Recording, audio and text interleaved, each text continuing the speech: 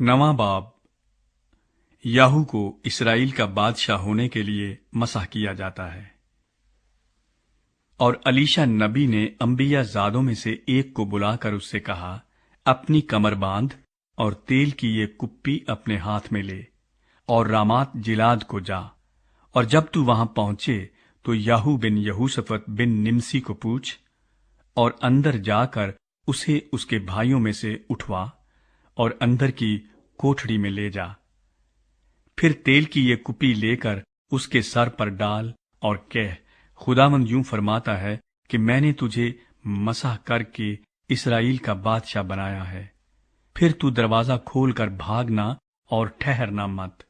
सो वो जवान यानी वो जवान जो नबी था रामात जलाद को गया, और जब वो पहुंचा तो लश्कर के सरदार बैठे हुए थे। उसने कहा, आए सरदार, मेरे पास तेरे लिए एक पैगाम है। याहू ने कहा, हम सबों में से किसके लिए? उसने कहा, आए सरदार, तेरे लिए। सो वो उठकर उस घर में गया। तब उसने उसके सर पर वो तेल डाला और उससे कहा, खुदावंद इसराइल का खुदा यूं फरमाता है कि मैंने तुझे मसह करके खुदावंद की कौम यानी इसराइल का बादशाह बनाया है। सो तू अपने आका अखीयब के घराने को मार डालना, ताकि मैं अपने बंदों नबियों के खून का और खुदावंद के सब बंदों के खून का इंतकाम एजबल के हाथ से लूं, क्योंकि अखीयब का सारा घराना नाबूद होगा। और मैं अखीयब की नस्ल के हर एक लड़के को और उसको जो इसराइल में बंद है और उसको जो आजाद छूटा हुआ है काट डालूंगा। और मैं अखीयब के घर को नबात के बेटे युरबाम के घर और अखिया के बेटे बाशा के घर की मानिंद कर दूंगा, और एजबल को यजराइल के इलाके में कुत्ते खाएंगे। वहां कोई न होगा जो उसे दफन करे। फिर वो दरवाजा खोलकर भागा। तब याहू अपने आका के खादिमों के पास बाहर आया, और एक ने उससे पूछा, सब खैर तो है? ये दीवाना तेरे पास क्यों आया था?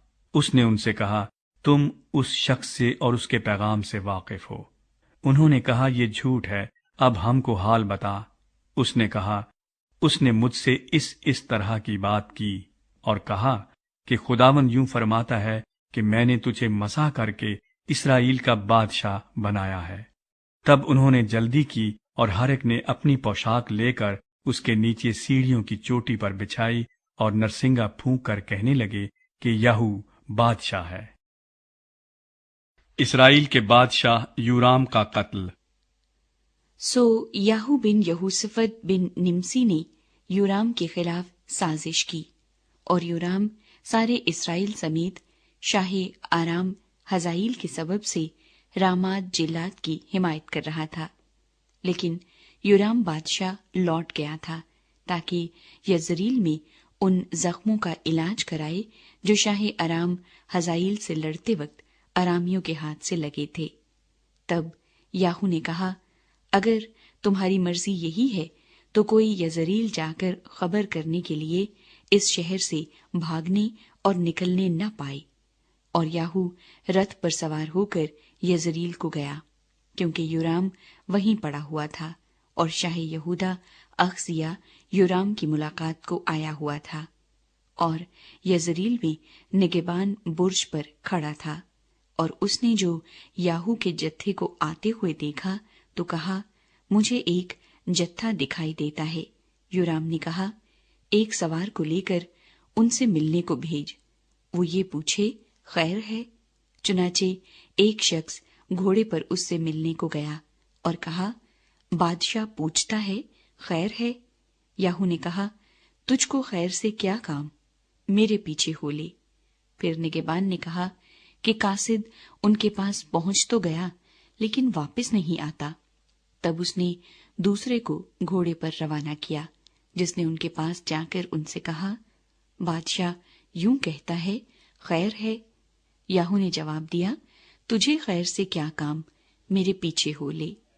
फिर निगेबान ने कहा, वो भी उनके पास पहुंच तो गया, लेकिन वापस नहीं आता, और रथ का हाँकना ऐसा है जैसे निमसी के बेटे याहू का हाँकना होता है, क्योंकि वही तुंदी से हाँकता है।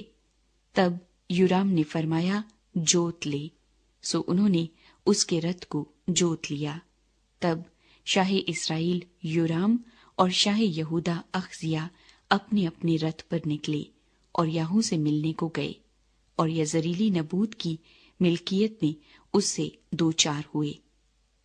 और योराम ने याहू को देखकर कहा, ऐ याहू, खैर है? उसने जवाब दिया, जब तक तेरी माँ एजबल की जिनाकारियां और उसकी जादूगरियां इस कदर हैं, तब तक कैसी खैर। तब योराम ने बाग मोड़ी और भागा और अखजिया से कहा, ऐ अखजिया, फितना बपा है।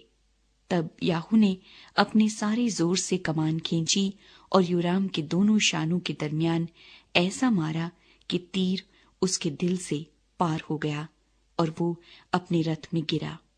तब याहू ने अपने लश्कर के सरदार बिदकर से कहा, उसे लेकर यजरेली नबूत की मिल्कियत के खेत में डाल दे, क्योंकि याद कर कि जब मैं और तू उसके बाप अखयब के पीछे पीछे सवार होकर चल रहे थे, तो खुदावंद ने ये फतवा उस पर दिया था कि यकीनन मैंने कल नबूत के खून और उसके बेटों के खून को देखा है।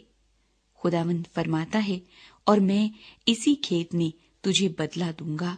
खुदावंद फरमाता है, सो जैसा खुदावंद ने फरमाया है उसे लेकर उसी जगह डाल दे। एजबल का कत्ल।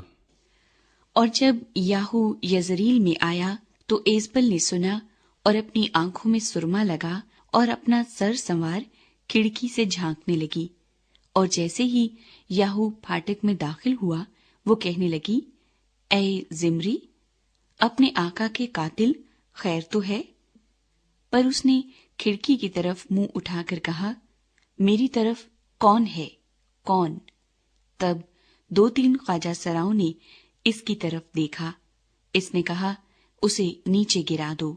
सो उन्होंने उसे नीचे गिरा दिया और उसके खून की छींटें दीवार पर और घोड़ों पर पड़ी, और इसने उसे पांव तले रौंदा। और जब ये अंदर आया तो इसने खाया पिया। फिर कहने लगा, जाओ उस लानती औरत को देखो और उसे दफन करो, क्योंकि वो शहजादी है। और वो उसे दफन करने गए, पर खोपड़ी और उसके पांव और हथेलियों के सिवा उसका और कुछ उनको न मिला। सो वो लौट आए और इसे ये बताया।